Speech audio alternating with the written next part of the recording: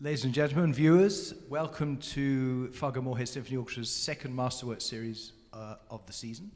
I have with me today Amit Peled, who is our soloist for this concert. Amit, welcome. Great to be here. Your Thanks first for having time, me. I think, to Yeah, Fargo. my at first least time for to the Fargo, even though I've been in North Dakota a few times. The last one in Devil's Lake. I played a recital and actually stopped in Fargo just to have lunch. But this is my debut playing here music. Well, it's great to have you. And, of course, we are not strangers to each other. I think this is maybe our fifth collaboration. Yeah, fifth time that we played together. That's right. So we're covering the majority of the Yes, cello right. repertoire. And the first one, which was about 4 or 5 years ago, was indeed the Dvorak cello concerto. Yeah, it's a fond memory Me that I too. have. Was wonderful experience. I've done it so many times, but some of them pops out, and this is definitely I'm one pleased of them. about that. Well, let's hope that will be replicated this evening. So, many of the audience will know that this is a special piece, but maybe many of them have not heard the piece before. It is a gigantic concerto. It is kind of a watershed piece for this instrument. Do you want to talk a little bit about why that is and what do you think of the piece? Well, I think I agree with you. This is the cello concerto, probably the most difficult, the most famous one, and the hardest one. Probably also the span of it, 45 minutes of the scale of emotions that we have to go through. Playing it and listening to it is more than any other concerto I know. So it's really a journey for everybody involved, performers and audience. When Dvorak wrote it in 1894-95, there were not so many concertos in that scale, in that magnitude, not for the cello for sure. And after this concerto, composers knew that it's possible to do that. And then we have all these beautiful, majestic pieces of the 20th century. So this is a turning point in the history of cello. Because maybe Dvorak sort of showed what the instrument was capable of. Exactly. So the cello, as you will hear in the concerts, represent really the human voice, because you have the low, like a grandpa, and the high, like a baby, and everything in between. And that's the beauty of it. And Dvorak was the first one to take advantage of it and to write very low, very high, mixed together, double stops, 2 notes at the same time, very fast, very slow, and also to have a background story behind it. So it was programmatic music, which is rare to have on a cello. Tell us that story. Yeah, so the story is that Dvorak, who came from Prague in Europe, was in America back then. He lived in New York, and he had a family, a wife and 7 kids. But when he got married, he married the person maybe he didn't want to marry. He married the oldest daughter of a family where he really was in love with the youngest daughter. And the youngest daughter, her name was Josephine. She was a singer. He was introduced to this family by writing 6 songs for this lady, Josephine. One of them is called Coming Home. And that song is the main theme of the second movement of the cello concerto. And the reason for that is that Dvorak, having to marry the older sister, because that was the father said and was the custom of the time, got a letter in 1894 from Josephine saying that she is sick back home in Prague.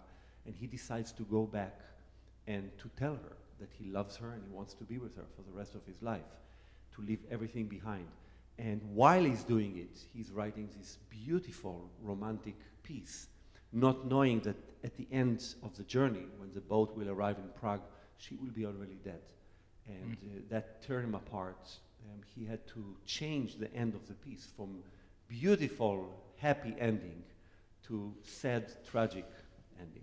You know, no one, that really actually helps contextualize the end. And of course, no one, it's a tragic story and no one wants someone to die, of course, but that ending now, I mean, that is one of the most special, to me actually, possibly the greatest moment of the piece, the way. Absolutely. And he takes the big majestic tune, of course you know this, of the first movement and completely transforms it into this poignant, so poignant moment at the end. I mean, it is truly expressive.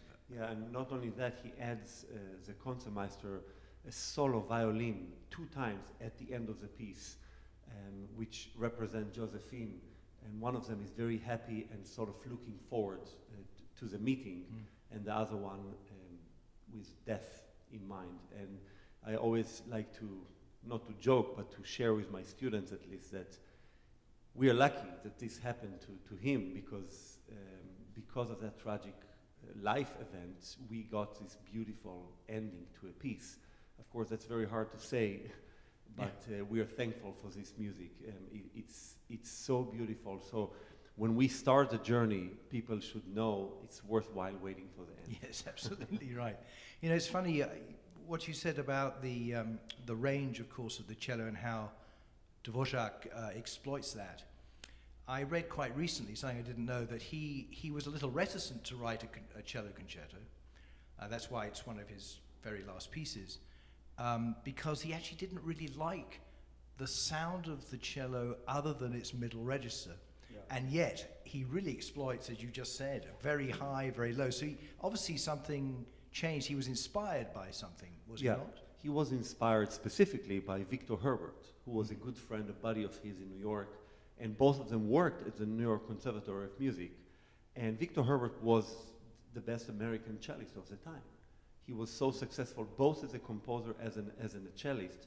So he wrote his cello concerto exactly then, and he invited Dvorak to the performance, to the premiere. Dvorak came just because he's a friend, thinking that, oh, here we go again, I'll hear a cello and, you know, high squeezing noise and the low muddling.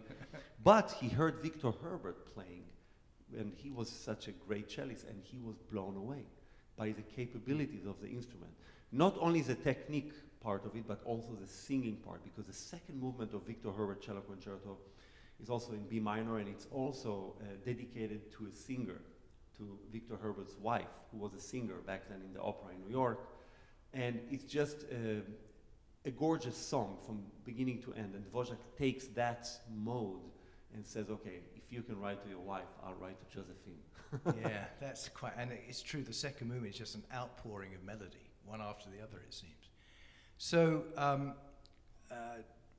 talking about the cello, I personally know, and I think our listeners would love to hear the story, perhaps behind this cello of yours, but also when we first met and we collaborated, you were playing on the cello that belonged to Pablo Casals himself. Do you want to tell a little bit about that? Because that's a fascinating story. Absolutely.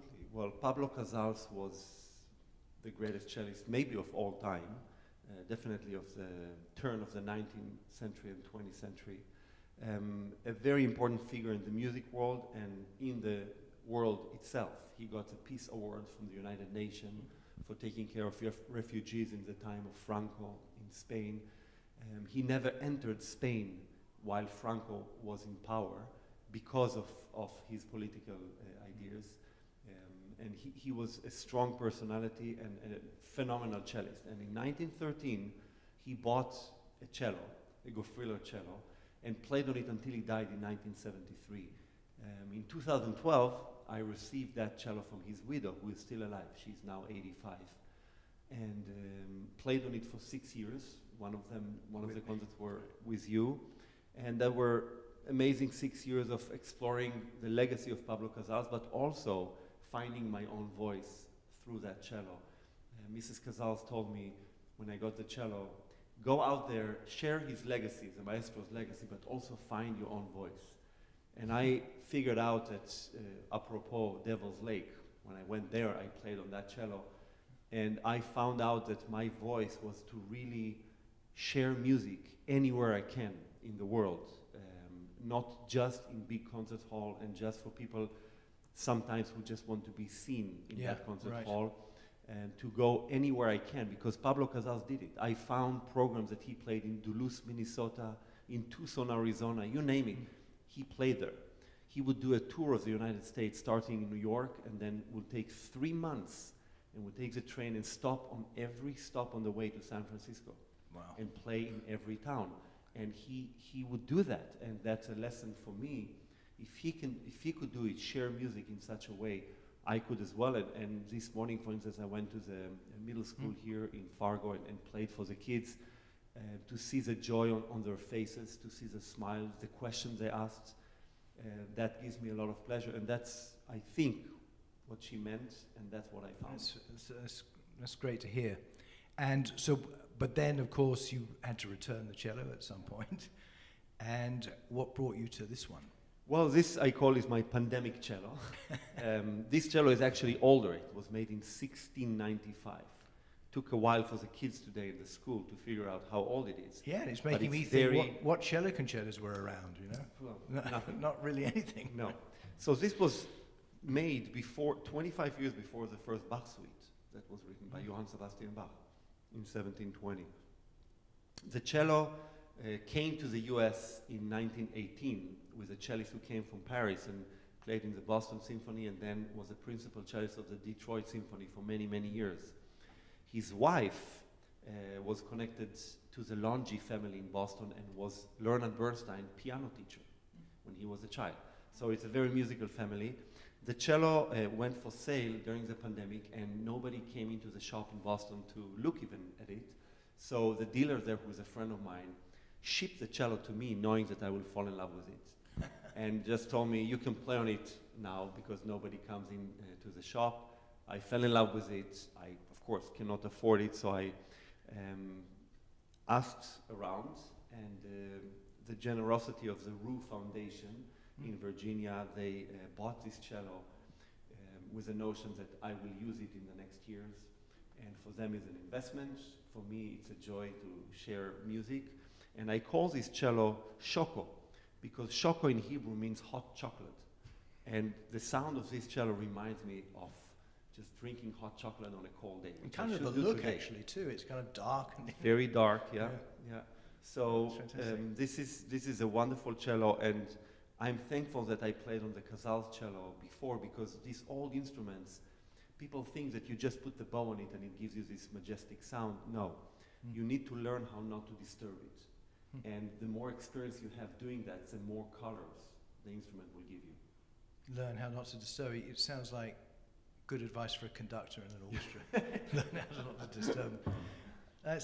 So a final thing I'd like to ask. I have to say we talked about this the other day, and I was sort of interested in your response. So one thing about Amit, not unique but special with him, is that, and it definitely, it's a sort of, it's mainly good, but it's sort of double-edged a bit. Is that he never plays the same thing the same way. So he keeps conductors and orchestras definitely on their toes. For sure. What is particularly good about it, I think, is the fact that it makes the music making seem spontaneous, which is how it should be. I mean, it's a live performance. It's not, you're not a robot. We're not robots, and this is very special. But, and this is what you said the other day, and I never really thought about it this way. In order to be able to seem spontaneous, you have to be incredibly prepared, right? Yeah. And I just wondering whether you would like to talk to that a little bit, and perhaps share a little bit about the preparation for it, maybe the practicing details. Yeah, so I see it as a compliment. First of all, it is a compliment. That it's never the same. You know, when I tell my students, even in the lesson, to make that point, I say, can you say good morning? And they say good morning. And then I say, just say it again. And they say good morning or good morning. They don't mean it even, but it's always different. And I tell them, look, it's the same good morning. It's just two words, but they never sound the same. Why? Because you're not the same. You said it already. There's past to it now. So something sounds different about it. That's music. I mean, if I play this theme of Dvorak concerto in the recapitulation when it comes back, and I'm not attuned to the fact that I already played it, and I just do it the same, something is, I'm and all the stuff you've been through. Exactly. Exactly. Yeah. So this is very important to understand. A theme can have future and can have past, same as anything in life. But in order to be able to actually do it on the cello, I need to prepare, I need to practice like crazy.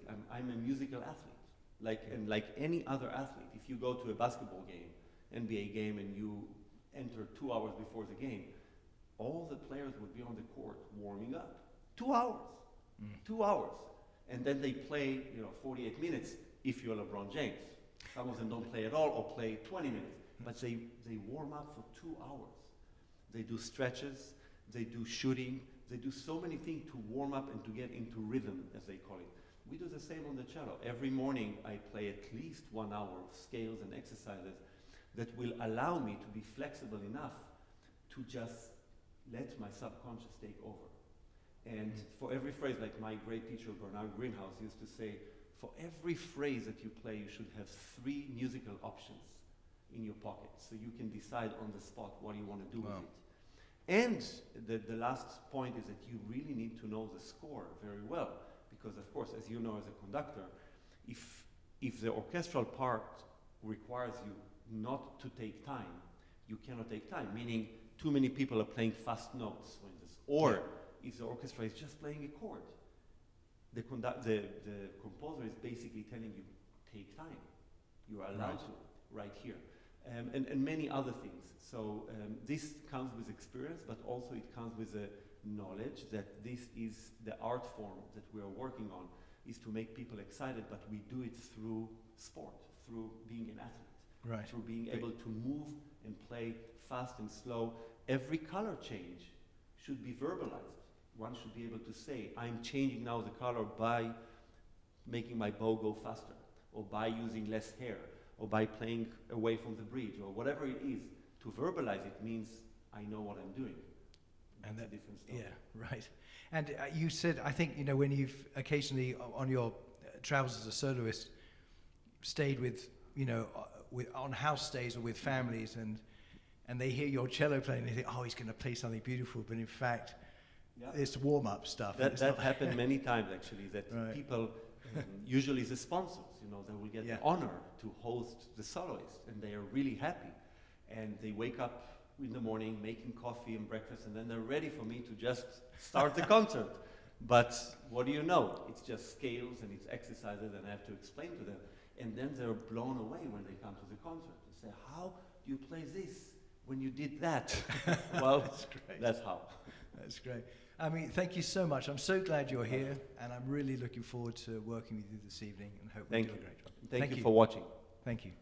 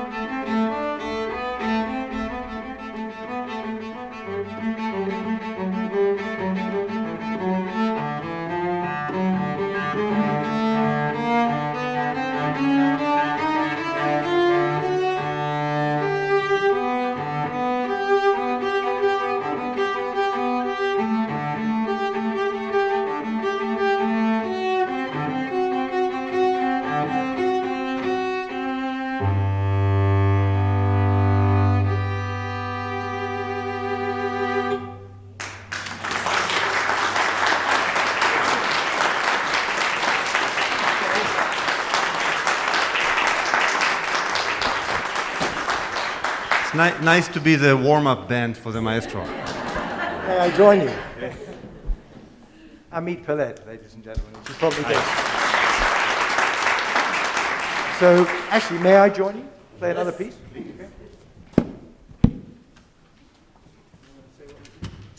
This is a Swan by Saint-Saëns.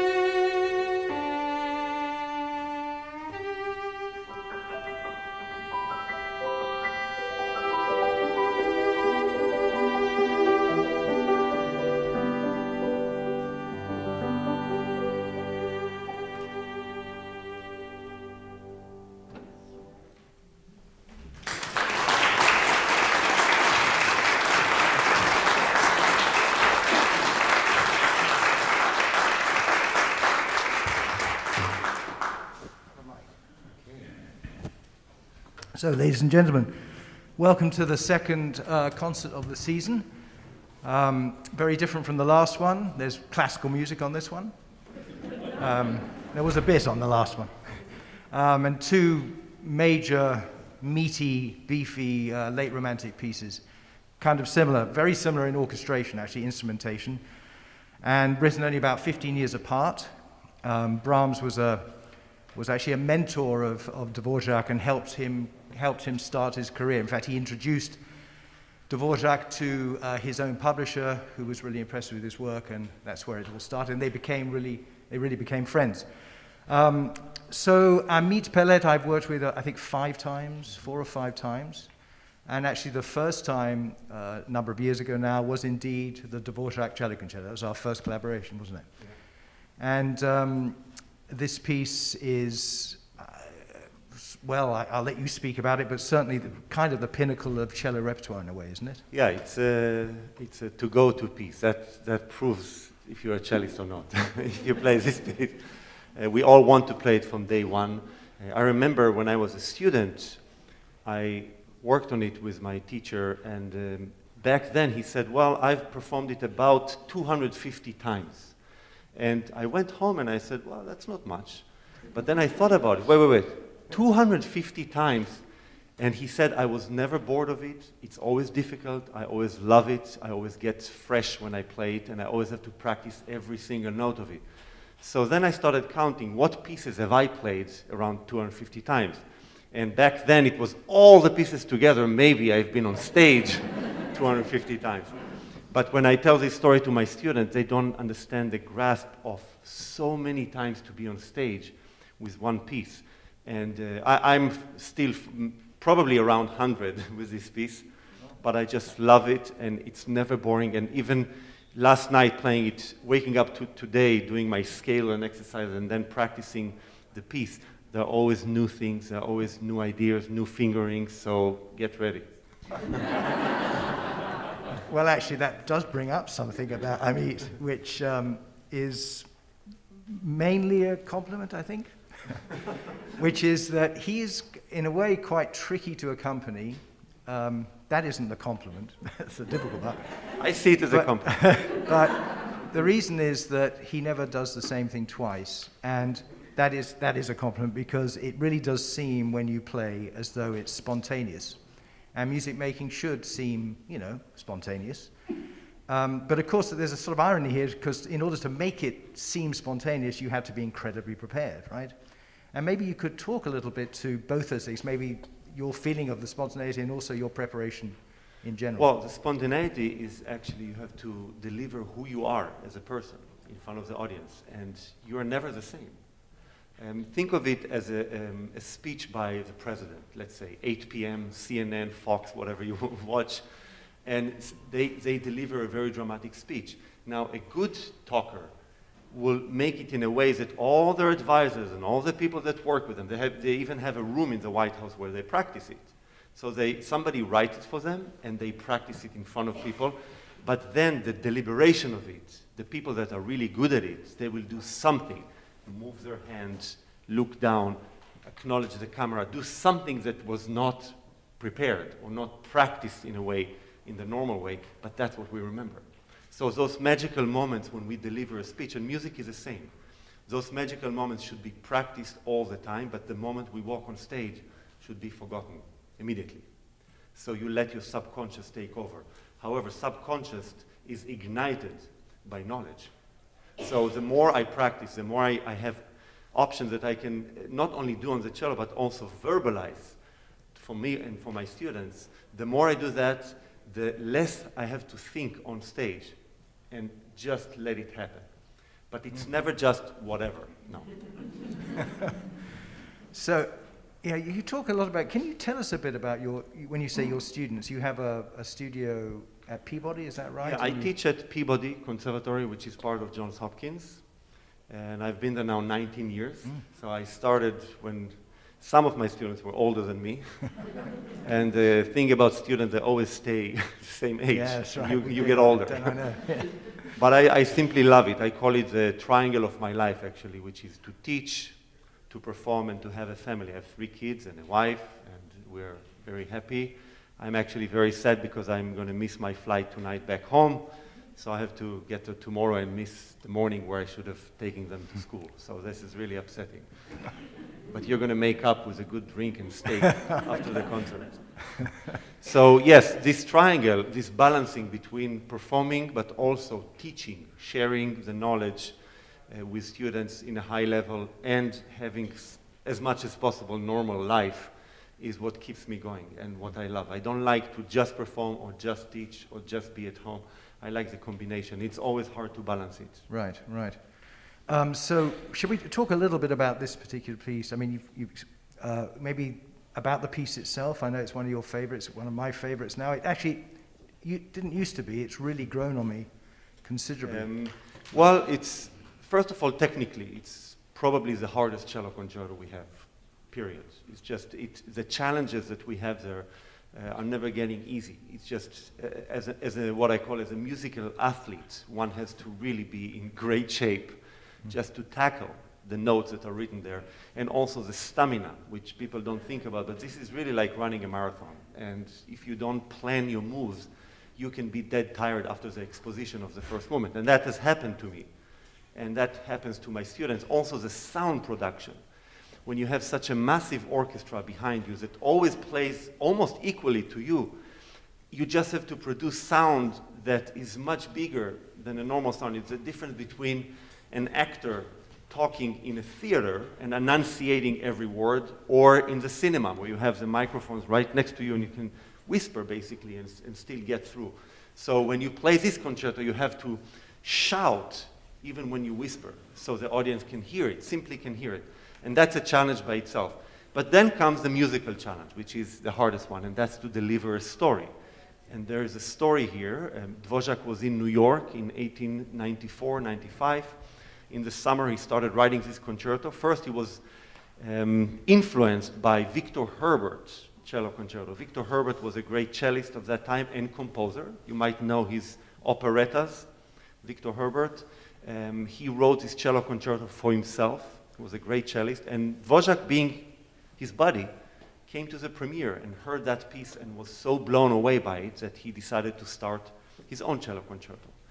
And at the same time, the other storyline here is that Dvorak got a letter from home, from Prague, where he was from Josephine. Josephine was his sister-in-law, his young sister-in-law, who he was all his adult life in love with. But he had to marry her older sister because that was the tradition of the time. He wanted to marry Josephine. The father said no. He ended up marrying her older sister. They moved to America. They had 7 kids. But when he got this letter, Josephine, who was a singer also, writes that she's sick. And he decides to leave everything and to go back home to visit her and to tell her that he loves her. And while he's doing it, of course, there's no planes. He's taking a boat. And that takes a few weeks. And he's writing this piece. So you will hear at the beginning of the piece this heroic, majestic opening. That's the first movement.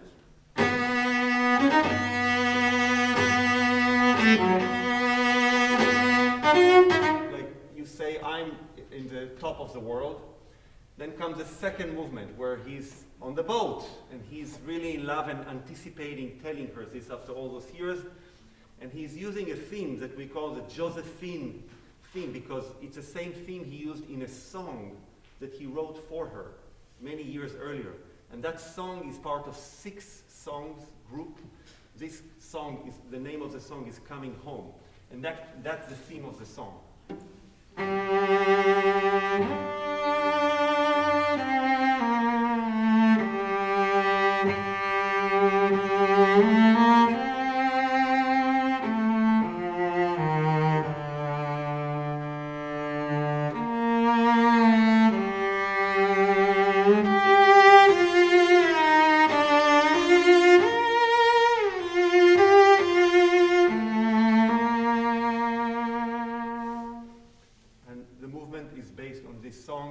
Then it goes to the third movement where the anticipation gets to a climax.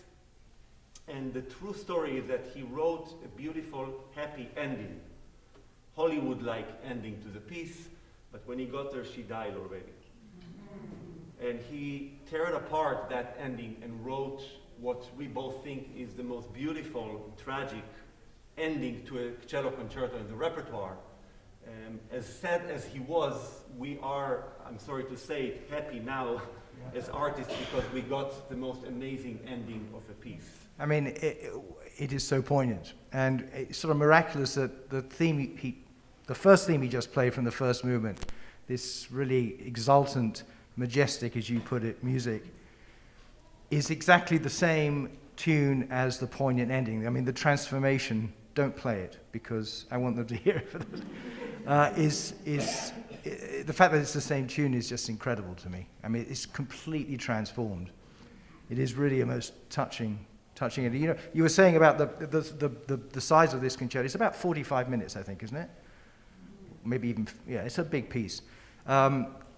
It's the first, and maybe I think Amit will talk to us a little bit about the technical elements, which makes it a first. It's not the first cello concerto ever written, but it's the first big one of this nature.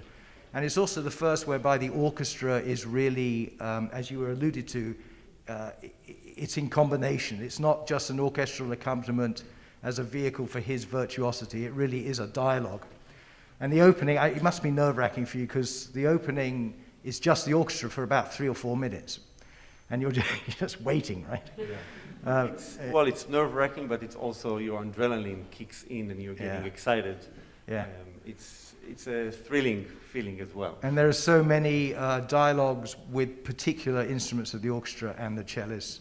The horn has a huge one, the flute, the clarinet, and of course the concertmaster. Maybe talk a bit about that. Yes, the concertmaster has the job of Josephine. So until the third movement, she's quiet. But when he reach home, there's a big duet with the concertmaster, which you will hear. It's very optimistic and happy. And there are only two of them. One is optimistic, and the other one is at the end, when death approaches, and then you have this really touching, sad duet between the two. But that's also very rare that you use only the concertmaster to play solo with the soloist in a concerto, and that's definitely thinking of Josephine. And also the part of communication. You know, music is about, for me at least, is always about listening, but also communicating. So when I come to a town and I play with an orchestra, I still cannot tell you the names of the players. However, we have discussed very deeply a lot of emotions in the last 4 or 5 days. So even though, because I sit in front and I cannot see the flute player, I've had some very intimate dialogues with the flute player and the clarinet player and the concertmaster, and it's a beautiful way through music to get to know the community and to get to know the orchestra. So it's really fun to do it as a musician. That's really nice to hear. So when we first met, you were playing on a different cello.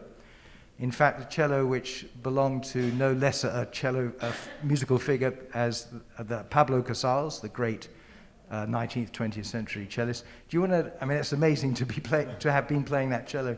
Can you tell the audience about that? So in 2012, I got to meet Pablo Casals' widow, who's still alive. He was 81 when she was 24 when they got married. So you understand the. Lucky him, because she is gorgeous. And she's now 85 and lives in Washington. She used to run the Kennedy Center, Marta Casals Istomin. And in 2012, I had the honor to audition for her, simply to come and play for her. And that audition turned into a very tough lesson where she teared me apart. And after that, she said, Amit, well, let's have a glass of wine. Sure. So we did, and she said, you know, you're a big guy, and the maestro, as she refers to him still, maestro was very small, but would you like to try his cello? I said, of course, why not? And I did. I tried it, and even though it was a sleep for many years, of course, I grew up on his recordings, and that was like a dream.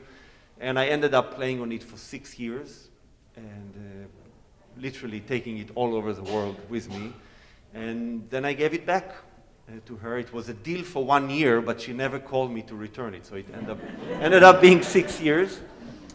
And yeah, I miss it, but what she told me was to do two things: to share his legacy, but also to find my own voice. And at the beginning, I thought to find my voice, meaning, you know, take the cello and sound like him, which is not possible. But slowly I understood that finding my voice is not really my cello voice.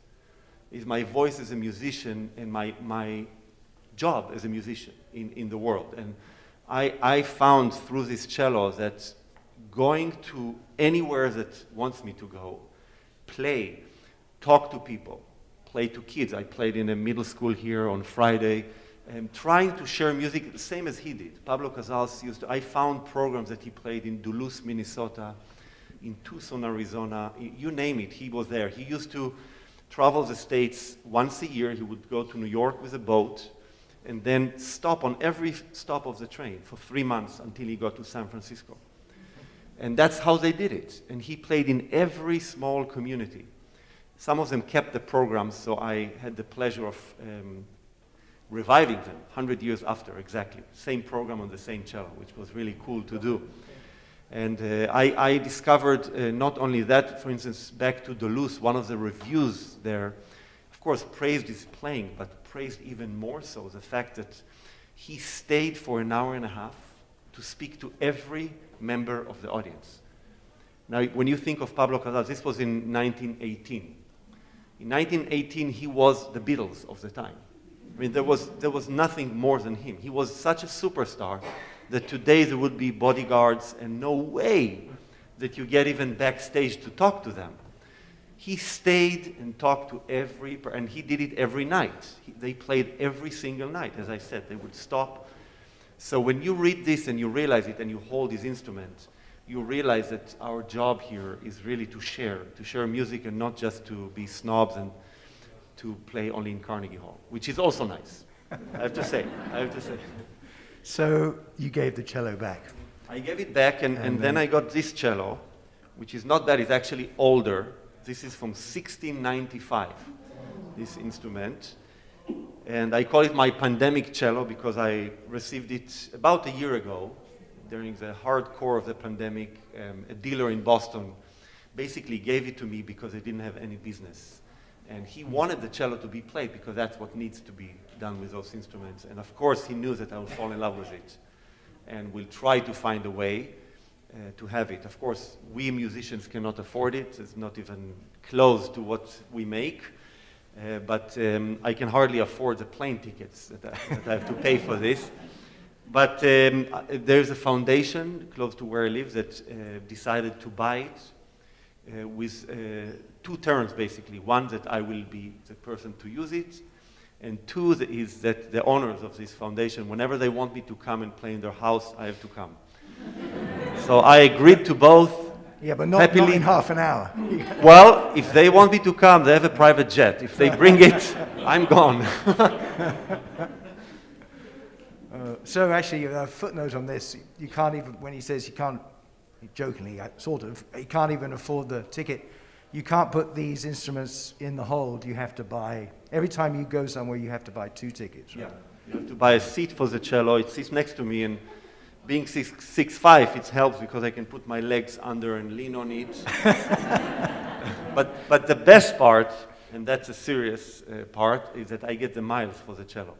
Oh. So yeah. I get double the status. That's deserved. Yeah. Yeah. That's great. Ladies and gents, we have just a few minutes. Any questions for either of us? Surely. Not everybody together. Whose cello was it before? Yeah, this cello, so this is a Grancino cello that was made in Italy. And the previous owner was a French cellist who immigrated to this country in 1918 and played in the Boston Symphony first, and then moved to Detroit and was the principal cellist of Detroit Symphony for many, many years, and retired by being the cello professor at Eastman School of Music, Eastman in Rochester. And there are quite a few recordings of him on this cello. And his wife, from the Longi family in Boston, was Leonard Bernstein piano teacher. And that's why the cello ended up in Boston. And I like to call this cello shoko, because shoko in Hebrew, my mother tongue, means hot chocolate. And I felt from the first time I put the bow on it that this is like drinking hot chocolate on a cold day. That's the feeling I had when playing this cello. So I hope you like the sound of it. I do, and yeah, that's it. What are the challenges going from one cello to another? Well, with these old instruments, actually the biggest challenge is to have the experience with those instruments that you cannot disturb them in order to make them sound. You cannot push it. If you push the sound on an instrument like this, you kill it, basically. And I can show you, actually. So even some of you, I'm sure, not musicians, but even I'll show you 2 ways that I approach the cello. If I sit completely straight, yeah, and I play, let's say I play this note. Now, while I'm playing it, I'm going to bounce my lower back and use weight into my playing. And tell me if you hear a difference. So this is one way with my elbows high and back inside.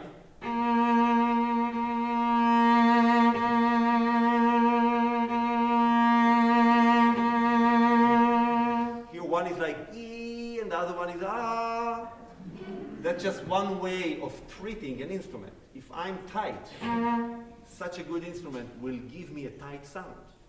So if you try it and you don't know how to play it, you might think it's not a good cello. If you play it,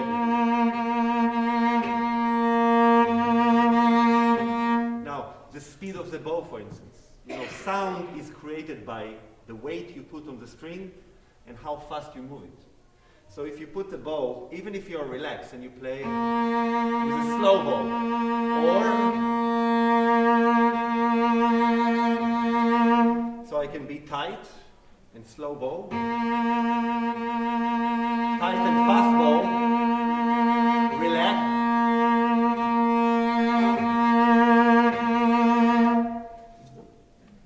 You hear the difference? Yeah.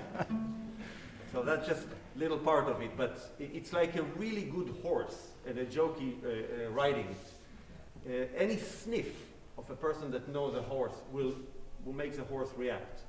The knee, both knees, the feet, same with the cello. Any way I will play, even another example, if I put the cello inside my knees and I play, or if I open it,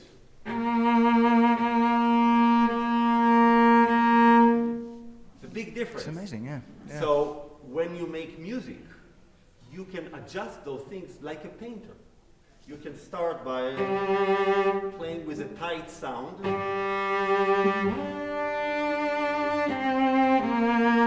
Open.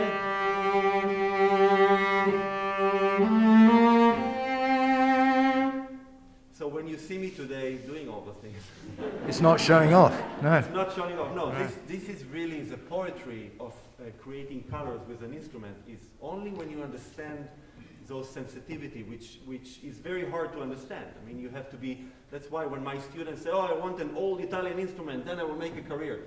No, I played until I was 26 on a $3,000 cello. It was fine, and you learn the craft. And slowly after, you can really start to peel all these levels of beauty and poetry.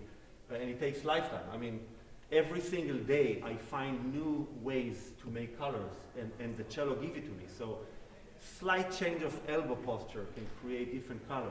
And sometimes I'm only aware of it because it just happened, and then I hear it. Oh.